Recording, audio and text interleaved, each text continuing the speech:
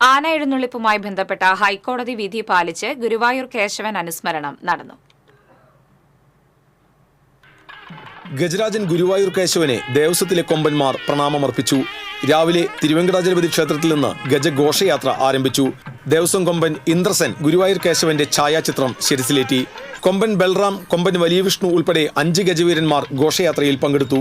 പാർത്ഥസാരഥി ക്ഷേത്രത്തിലെ സ്വീകരണം ഏറ്റുവാങ്ങി കൊമ്പന്മാർ ഗുരുവായൂർ ക്ഷേത്രം വഴി ശ്രീവത്സം അതിഥി മന്ദിരത്തിന് മുന്നിലെത്തി. ദേവസ്വത്തിലെ അക്ഷയകൃഷ്ണൻ, ഗോപികണ്ണൻ, വിനായകൻ, പീതാംബരൻ, ദേവി എന്നീ ആനകളുമായി ചേർന്ന് കേശവ പ്രതിമയ്ക്ക് മുന്നിൽ അണിനിരന്നു. കൊമ്പൻ ഇന്ദ്രസൻ കേശവ പ്രതിമയ്ക്ക് മുന്നിലെത്തി പ്രണാമമർപ്പിച്ചു.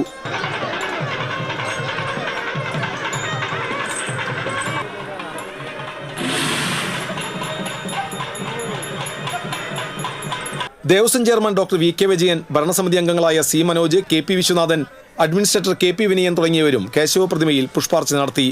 ആനകളും ആളുകളും തമ്മിലുള്ള അകലം പാലിക്കാൻ കയർ കെട്ടി തിരിച്ചിരുന്നു. TCV, ഗുരുവായൂർ.